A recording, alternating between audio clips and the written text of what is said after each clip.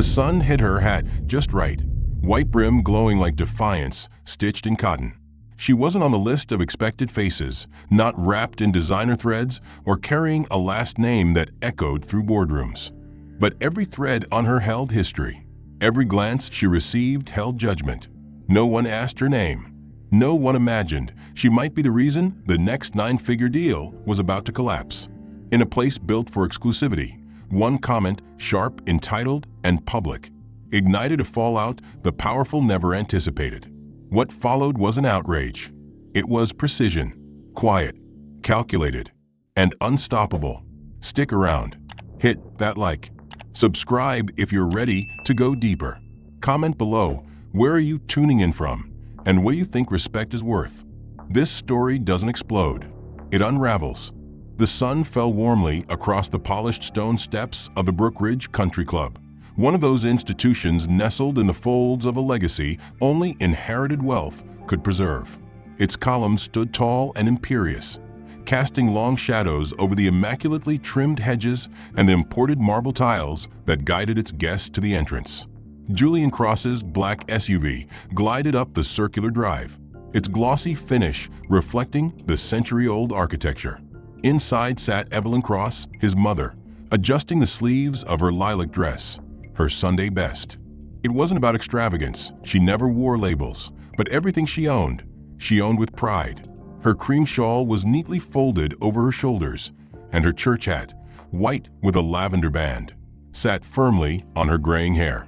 She didn't need an invitation to belong here. Her son's success was her ticket, and she carried it with humble dignity. As the valet opened her door, Evelyn stepped out slowly, clasping her modest purse in both hands. She offered a smile, soft but resolute, and began making her way toward the main entrance, where classical music played softly beneath the awning. She barely reached the first of the marble steps when a woman in a navy blazer, club staff, by the look of the name badge, stepped directly into her path. "Excuse me," the woman said, her tone clipped and professional in the way that conveyed judgment more than courtesy. "Deliveries and catering staff are asked to use the service entrance around the left side." Evelyn blinked. The words hit her like a breeze of ice down the spine. "I'm not with staff," she said gently, confused. "I'm here for lunch. My son invited me." Julian Cross. She tried to keep her voice calm, but there was a tremor there. One that only revealed itself in the hesitation between her words. The woman didn't flinch. "Yes, well, if you're with the team assisting the event, that's still club policy. The rear entrance is clearly marked."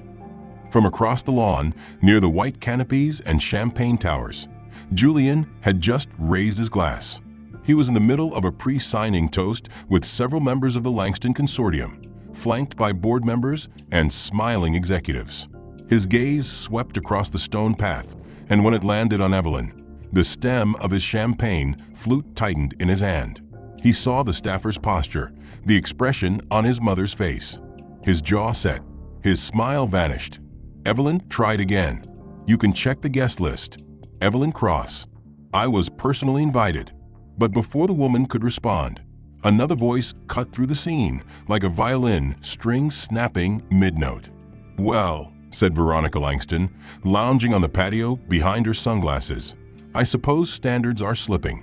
Are we letting the help dine with the partners now?" She chuckled without looking up from her phone. "What's next?" Valet seating at the head table. Laughter floated up from the table beside her. Muted, awkward. But not one of them spoke up. Not one corrected her. Evelyn froze. Her fingers clutched her purse tighter, knuckles paling. She stood there, still quiet, absorbing it all. The staffer looked stunned now, glancing between Evelyn and the table. Still, no apology came. Julian didn't move. Not immediately. He was aware of every eye in the place, of the cameras, the investors, the fragile tension of deals months in the making. He looked down at his untouched toast. And then, silently, he set the glass on the table. Evelyn turned slightly, part of her aching to walk away, the other part aching to scream. But she did neither. She stood, humiliated. She had spent her life avoiding places like this. Not because she wasn't welcome, but because she'd been made to feel she never would be. She remembered every bus ride she'd taken to scrub marble floors like these, every sigh she'd buried when someone assumed she was less. And now, at 71, standing on those steps with her son's legacy behind her, she was being asked, no, ordered, to go around the back. The old wounds cracked open.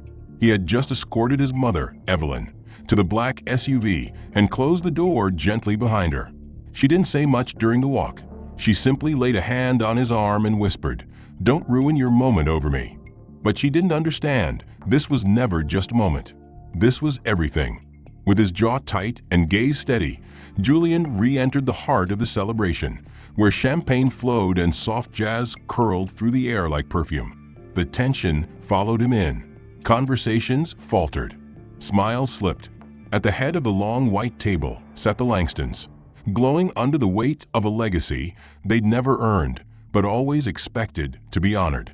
Veronica Langston was mid-laugh when she noticed him. The change in Julian's expression pulled the oxygen from the room. He walked to the seat that had been reserved for him, the one directly in front of the documents.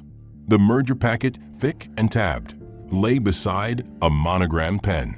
A ceremonial glass of champagne sat untouched, beads of moisture collecting on its surface. He stood behind the chair and looked at each face around the table, lawyers, board members, senior partners, before speaking. "Before we proceed," he began, his voice low but commanding, "I need to say something." A hush swept across the table. All attention snapped to him.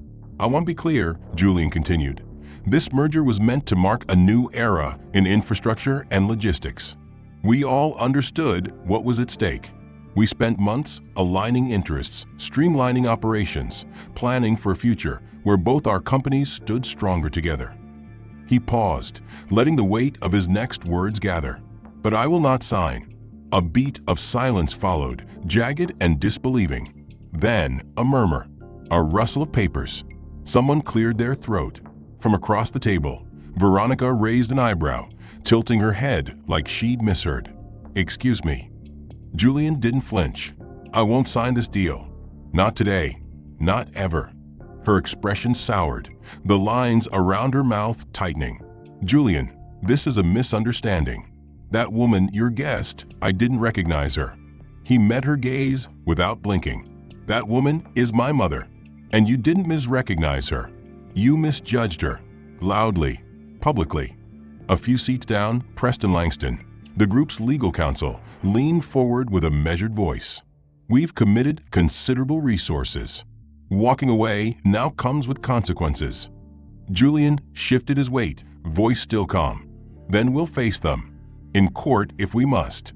You can explain to a judge why disrespecting a founding partner's family was acceptable business practice." Veronica laughed, soft and dismissive, like swatting at a fly. "You're being emotional." That word, that single word, landed like a slap. Julian's eyes narrowed. "You think I built Crosspoint from an office chair? I loaded freight myself. I drove cross-country shipments at 3 in the morning. My mother rode the bus to clean other people's homes so I could build a company of my own. She showed up today in her finest, and you tried to make her feel small." The room held its breath. "When you humiliate her," Julian added, "you humiliate me. And I don't sell dignity for a check." He stepped away from the chair, ignoring the stunned silence, and turned his back on the table. His stride was slow, deliberate.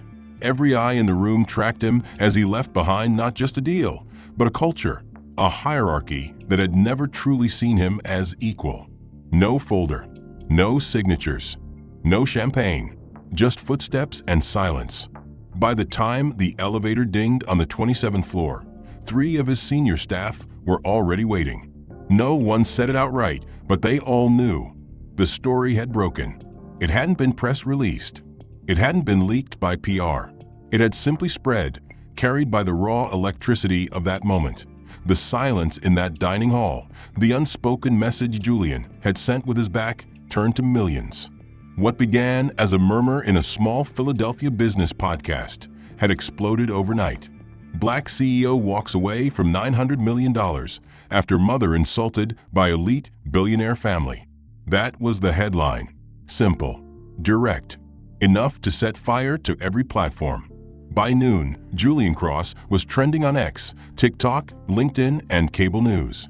Some called it integrity. Others called it insanity. But no one ignored it. Inside the office, Julian's team had barely slept. Emails came in nonstop. Some from investors, some from journalists, many from ordinary people. Warehouse drivers, grocery clerks, high school teachers, veterans, offering the same refrain. "Thank you for not letting that slide." Julian said little. He watched the streams of commentary, the stitched videos, the commentaries that dissected every frame of the boardroom footage. One clip showed him standing silently behind his chair, eyes scanning the room. Someone had added dramatic music. Another showed the moment he said, "You humiliate her. You humiliate me." That clip had already reached 500,000 views. In the privacy of his office, Julian sat at his desk, scrolling through the messages. He hadn't expected this. He wasn't chasing publicity. He had walked away because he'd had no choice, not if he wanted to live with himself. And yet now he was becoming something else. Not just a CEO, not just a man defending his mother, but a symbol. And symbols attract weight. Later that afternoon, Julian stood before a crowded room, smaller than any media event he'd held before. No stage lights, no choreographed applause. Just a conference room packed with 20 reporters and the click of camera shutters echoing off beige walls. He stood behind a folding table, adjusted the mic, and addressed the growing storm. "I didn't cancel that deal because of money," he said. "I canceled it because the second you allow disrespect into the room, it spreads. I wasn't raised to accept that, and I won't build a future on silence." Reporters scribbled notes furiously. A woman from CNBC asked, "Was it true Veronica Langston made the comment directly?" Julian didn't blink. "Yes. Loud enough for my mother to hear. Loud enough for others to laugh." Another voice, sharp and skeptical, asked, "Some say it wasn't a reason to walk away from a company-defining deal." Julian nodded. "Depends what kind of company you're trying to define." The room fell into a brief, electric stillness. That was all he needed to say. He stepped down, no follow-up, no elaboration. He left the same way he had left the country club, calm, certain, unshaken. Outside, his words raced faster than any press release could chase. Within hours, influencers amplified his message. Teachers quoted him in morning announcements. A former Langston family employee recounted being forced to use a service elevator during a gala. A Latings caterer posted a story about being denied entrance through the front lobby. The online world stitched these voices together, weaving Julian's moment into a larger tapestry. And even though he hadn't asked for a movement, something had been born. Meanwhile, at the Langston estate, the mood was less certain. Inside a room of polished wood and silk drapes, Veronica Langston sat at the head of a long table, her children tense around her. Their PR manager, Eleanor Wynne, spoke carefully. "We need to issue a statement, acknowledging the moment, emphasizing shared values." Veronica scoffed. "What values?" That woman looked out of place. "That's not my fault." Silence fell. Her eldest son, Charles, stood. "You insulted the man's mother. In public. During a billion-dollar deal. What did you think would happen?" The same people who had built Crosspoint beside him, through late nights, missed paydays, and 20-hour freight routes, were now watching him like he was no longer just their leader, but a risk. Elliot Trammell, his CFO, opened the meeting. His voice was even professional, but carried an edge. "We need to talk about long-term implications. The Hathaway fallout is still unfolding. Investors want reassurances. We're already fielding questions from Monroe Bank and Atlas Equity." Julian nodded once. He knew this was coming. He had walked away from $900 million on principal, and principal didn't pay quarterly returns. "What exactly are they worried about?" he asked. Elliot leaned forward, tapping a report with red-marked figures. "They're scared this wasn't a business move. They think you tanked the deal for personal reasons. That's what Langston's legal team is spinning. Breach of contract. Emotional mismanagement. They're preparing to sue." Julian exhaled slowly, then turned to Julian Ricks. COO and his right hand during the logistics expansion. Ricks crossed his arms. I backed you, man. Still do in theory. But we're barely out of Series C. We don't have the infrastructure to survive a corporate war with an old money consortium. You think the board won't panic? They're already circling. Julian kept his tone level. Then let them panic. But I won't teach this company that profit justifies silence. The room was quiet for a long moment. Elliot shook his head. You know that's noble.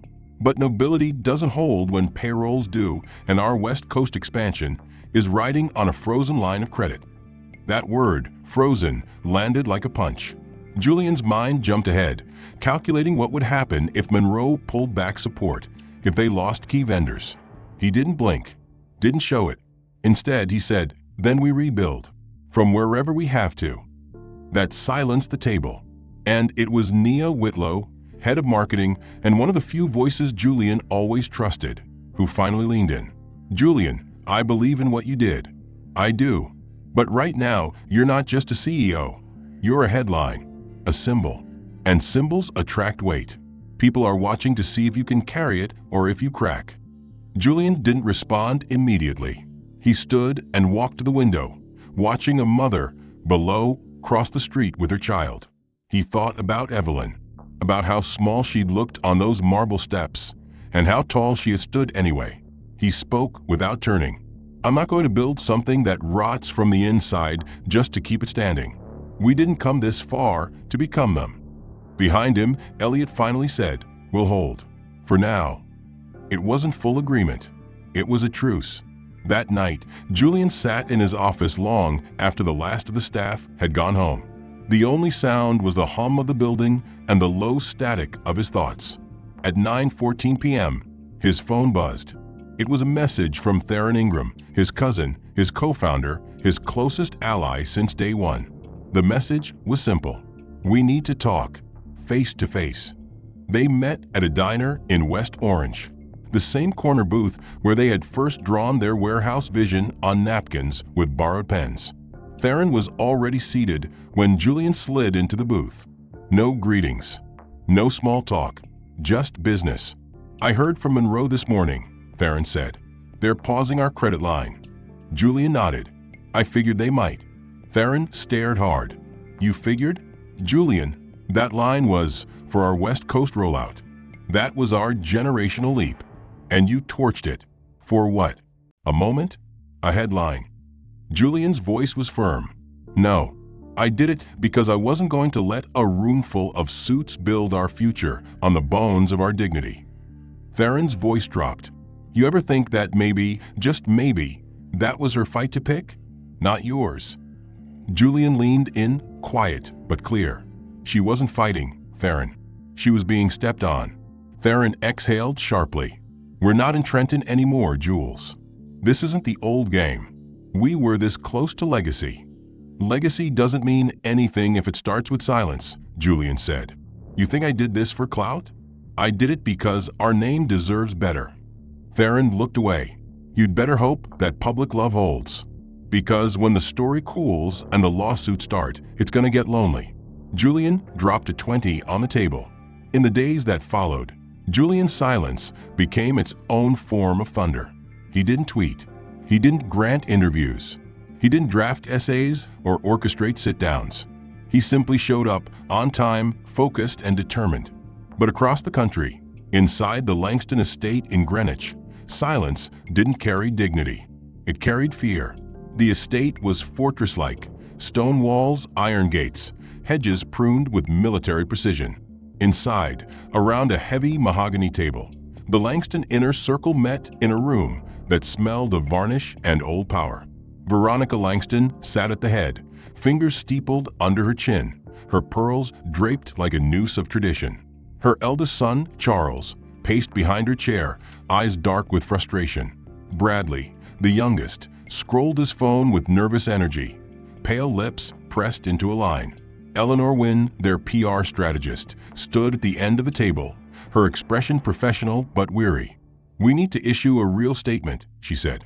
One that acknowledges the incident, expresses regret, and clarifies your values. Anything less looks evasive. Veronica didn't look up. What values? That woman looked like she didn't belong. That's not my fault. The words dropped like lead. Eleanor blinked once, slowly. You just said that. Out loud. In front of your children. While I'm trying to salvage your legacy. Charles stopped pacing. Mom, Julian walking away has already killed investor interest in our entire tech sector. You understand how bad this is. Veronica's voice remained cool. He'll come back. They always do. Pride fades. Money doesn't. Eleanor snapped her binder shut. You don't get it. This isn't about the deal anymore. This is cultural. Julian struck a nerve. Bradley finally looked up. People are calling him a hero, Mom. They're quoting him. They're reposting his speech like it's gospel. It's not fading. Veronica waved a hand. They'll forget. They always do. But Charles wasn't buying it anymore. He leaned in, voice low but intense. You've become a symbol.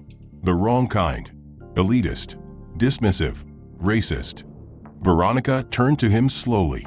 You're going to side with them? No, Charles replied. I'm siding with reality. The room fell into a heavy silence. The Langston family had always been surrounded by handlers and mirrors, people who polished their image, filtered their legacy, and shielded them from consequence. But no press release could erase that moment on the country club terrace. Not the tilt of Veronica's chin, not the tone in her voice, not the look on Evelyn Cross's face. Eventually, a statement was drafted. It was vague, bloodless, and laced with legal language. The Langston Group regrets the recent miscommunication that led to the premature termination of merger discussions. We remain committed to values of inclusion and mutual respect. The public saw through it immediately. There was no apology, no name, no accountability, just the cold art of corporate deflection. Journalists tore it apart. Headlines mocked the regret that never named the offense. Analysts warned that the Langstons had not just lost a deal, they had lost the narrative. Within a week, quiet partners began to back away. Brands reconsidered endorsements. A museum board pulled Veronica's honorary seat.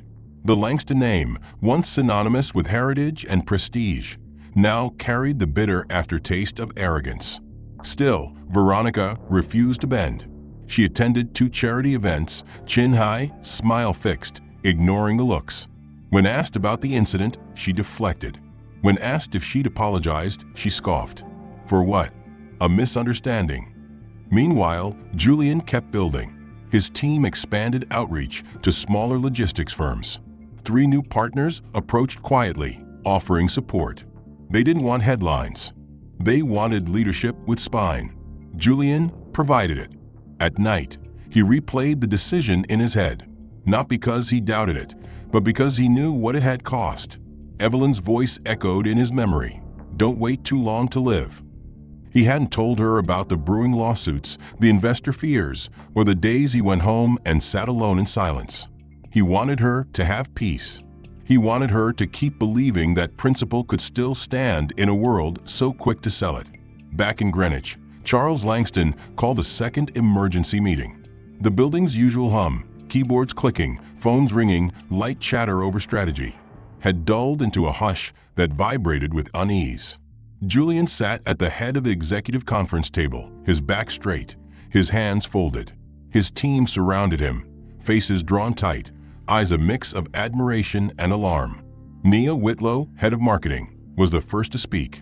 Her voice was steady, but she didn't waste time. Julian, we've stabilized the story in the public eye, but the financial consequences are stacking. Julian looked at her, unmoved. Details. Nia glanced down at her tablet. 3 of our second-tier investors have requested exit options. Atlas Equity has frozen their second-round disbursement pending clarity on company stability. And we received notice that our West Side expansion permits are being reviewed.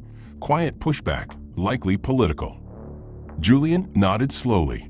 Expected. Elliot Trammell, the CFO, cut in. Julian, you can't just keep saying expected. It's not a strategy.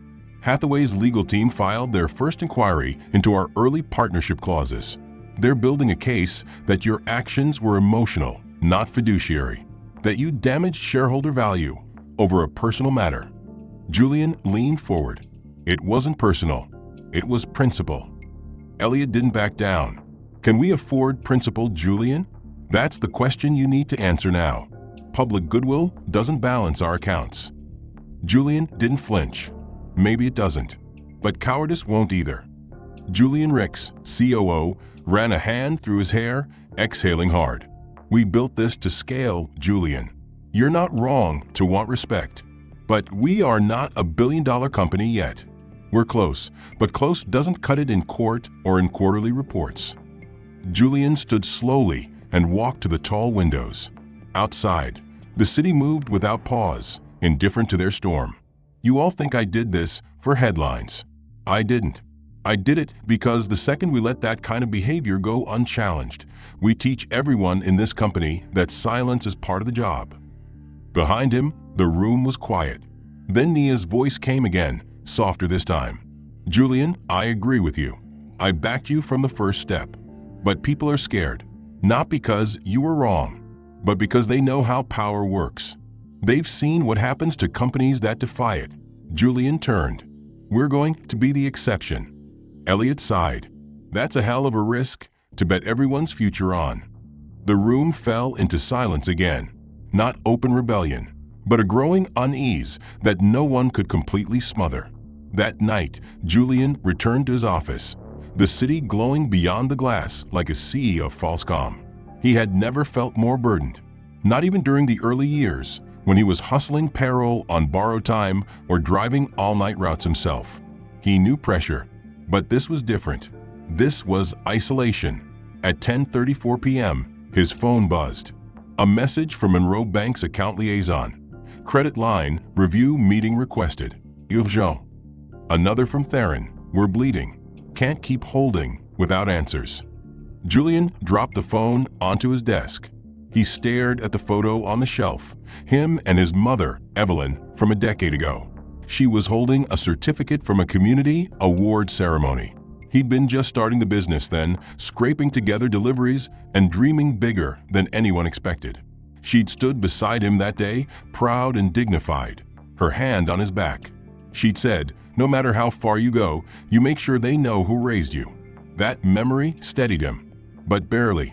He picked the phone back up and called Nia. We need to control the narrative before they redefine who I am. She answered on the second ring, already anticipating his call. I'm already working on it, she said. But it's not just a story anymore. It's a fight over who you are to the public and who you are to the people in this building. Then we tell the truth, Julian said.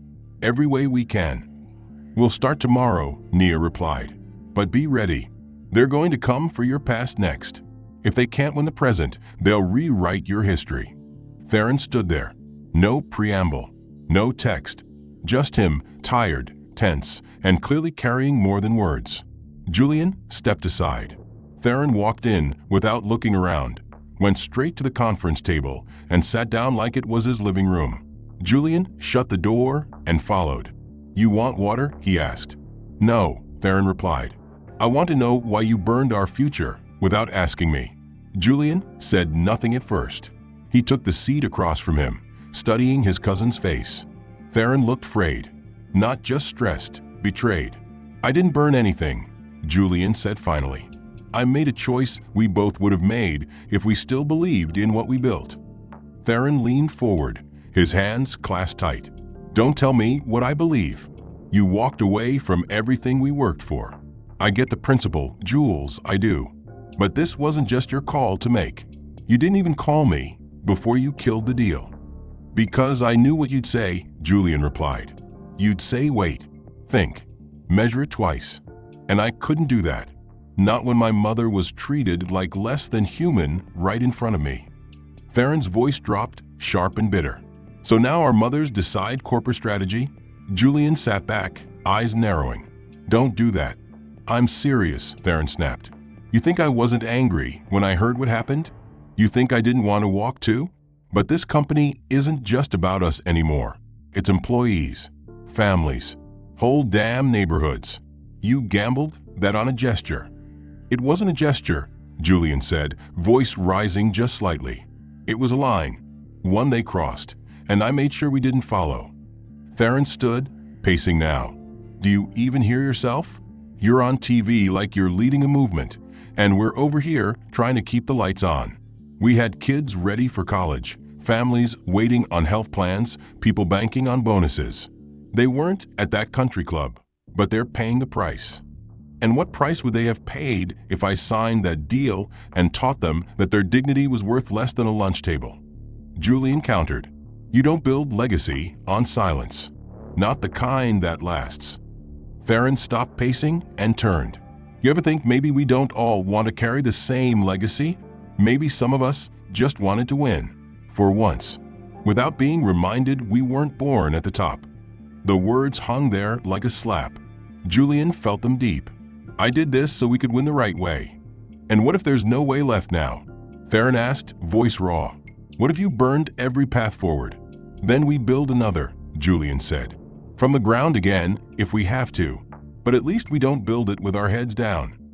Theron stared at him, jaw tight, then grabbed his jacket from the chair. You're lucky people see you as a hero.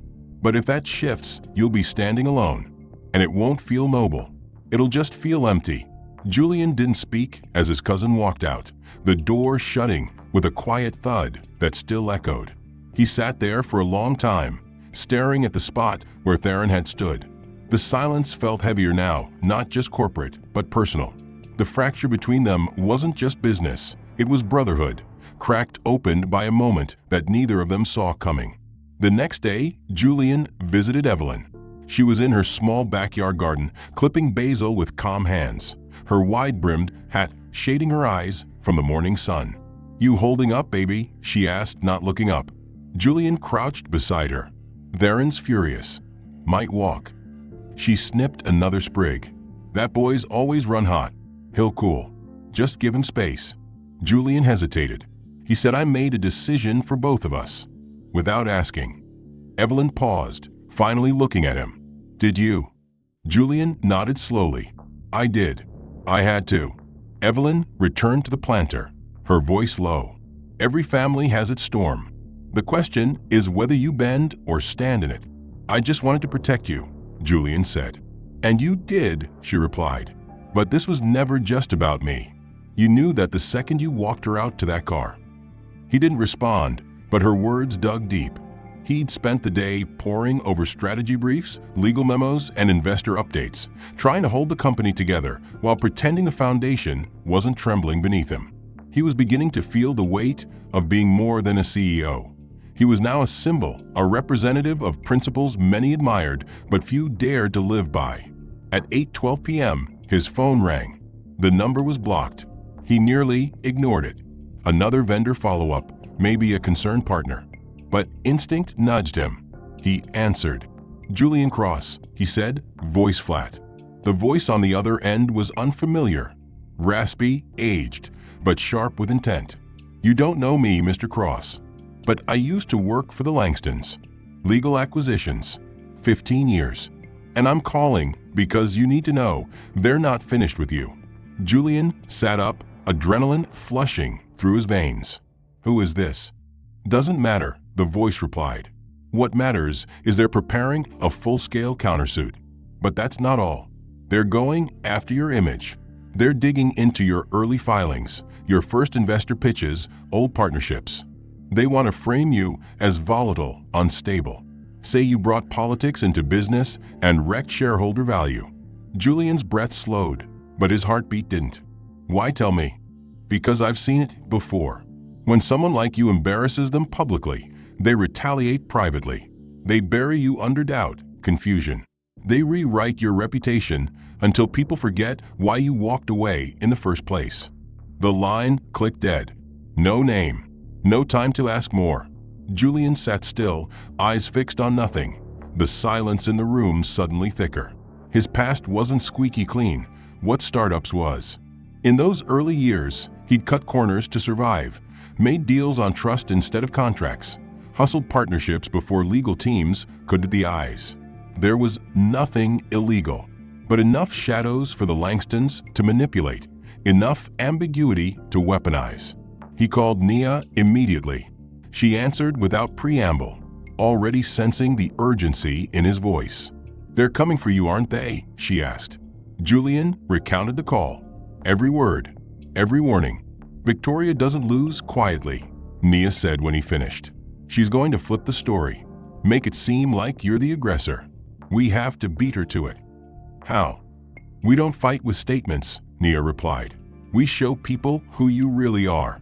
Not the icon, the man." Within 24 hours, a quiet media campaign launched. No drama, no grandstanding, just real stories. Warehouse workers filmed clips on their phones, talking about how Julian paid bonuses out of his own pocket one Christmas when cash flow was tight. Former interns posted about how he mentored them on Sundays. No cameras, no applause. A supplier from Jersey shared how Julian personally delivered pallets during a driver strike just to keep promises. The clips went viral, not flashy, just honest. And then Gloria Cross spoke. Sitting in her modest living room, hands folded in her lap, she looked into the camera with calm gravity and said, "I didn't raise my son to be a businessman. I raised him to be a man. One who stands when standing means losing something." That line thundered through social media. Hashtags reignited. Podcasts dissected her words. Morning shows replayed the clip like scripture. The Langston, sensing the tide turning, released documents suggesting Julian had violated a partnership clause in 2020 with Stratus Line Logistics. They implied he'd abruptly sever ties, leaving them hanging. But Stratus's CEO, Leonard Greer, went on the record the same day. "Julian left our deal because I tried to cut driver wages. He walked to protect people. I wish I'd done the same." The Langston smear effort backfired. Public perception hardened. Their attempt at deflection became further proof of their entitlement. Meanwhile, Julian watched it all from a distance. He didn't gloat. He didn't strike back. He met with his team, built new partnerships, and kept visiting his mother every Sunday, bringing banana pudding from her favorite bakery. Still, the attacks took their toll. Investors remained cautious. Some media outlets began asking harder questions. Even those who admired him wanted to know, how long could principle protect a company from collapse? Julian knew he couldn't stay reactive. Numbers framed projections. Arrows connected ideas. But it wasn't just a business model. It was a blueprint for redemption. He stared at it, not like an architect admiring his design, but like a soldier reviewing a battle map. After weeks of chaos, whispers, and attempted character assassination, something had finally crystallized in his mind. He couldn't wait for the noise to die down. He had to build something louder, something better. Nia, Julian Ricks, and Elliot sat nearby, drained but attentive. "We need more than defense," Julian said, finally breaking the silence. "We need construction. Real legacy, not just damage control." Nia nodded. "You're thinking forward again. That's good. What's the plan?" Julian turned to them. A foundation. 4 warehouse workers, drivers, support staff, their families, real benefits, health screenings, tuition stipends, childcare programs. Things that matter. Ricks raised a brow. "A PR play?" Julian shook his head. "No, a responsibility, and I'm naming it after my mother." That got their attention. Elliot leaned forward. "You sure you want to attach her name to something that might be under heavy scrutiny?" "I'm sure," Julian replied. "Because she built this. Every sacrifice she made me. This isn't charity, it's honor." Within a week, the Gloria Initiative was launched. It wasn't a sleek ad campaign. There were no celebrities or pop-up galas, just a simple website, a launch video, and 3 nonprofit partnerships lined up quietly but effectively. Word traveled fast, first through business channels, then community groups, then national media. The narrative shifted. Headlines no longer centered on what Julian had walked away from, but what he was building. Crosspoint CEO converts setback into Worker Uplift Foundation. Julian Cross honors mother with initiatives supporting blue-collar families. The man who said no turns it into a new kind of yes. Journalists who had questioned his judgment now debated his foresight. Commentators who doubted his stability began praising his conviction. More importantly, People who once feared losing their jobs now felt seen.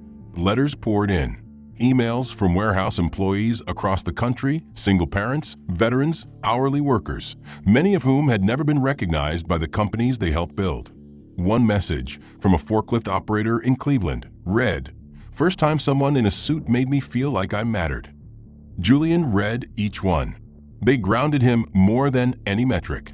At the first Community Day event, hosted in the lot behind Crosspoint's Jersey Distribution Center, hundreds showed up.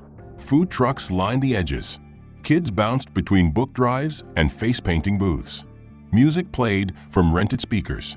There were no press kits, no sponsor banners.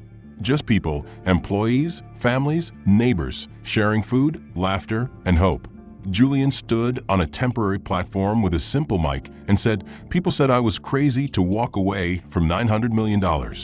But this is worth more than any check." The applause wasn't deafening. It was warm, real, textured with appreciation, not spectacle. That night, as the tents came down and the folding chairs were stacked, Julian walked across the lot alone, hands in his pockets. He thought about the arc of it all, from that moment outside Brookridge Country Club to this gravel-covered parking lot filled with joy. As he approached the edge of the lot, Nia fell and stepped beside him. "You did it," she said. "We did it," he replied. "Still," she added, "I don't think this was about proving something to the world. I think it was about remembering who you were before they tried to define you." Julian looked at her, grateful. Maybe, but now we define something bigger. Yet just when the dust seemed to settle, a final surprise would break through the quiet. Days later, back at headquarters, Julian's assistant slid an envelope across his desk, unmarked, thin, simple. No return address. Inside, a handwritten letter. The penmanship was neat, curved with care. It read, "Mr. Cross, you don't know me, but I know you. My father was the groundskeeper at Brookridge for over 20 years. I saw what they did to your mother. I've seen it before. But this time, someone stood up. You reminded me of my father, not because of what you built, but because of what you wouldn't tolerate. Thank you. With deep respect, Camille Pierce." Julian stared at the signature. He didn't know the name, but it felt like he should have. He folded the letter, placing it carefully into a folder marked personal. Julian had just wrapped up a quiet Friday evening at his apartment. The lights of Jersey City flickered outside his window as the TV droned in the background, a muted news segment replaying highlights from the First Gloria Initiative Community Day. He poured himself a glass of water, sat on the edge of the couch, and allowed a rare breath of stillness. Things were finally stabilizing. The narrative had turned in his favor. Partnerships were recovering. His team was energized.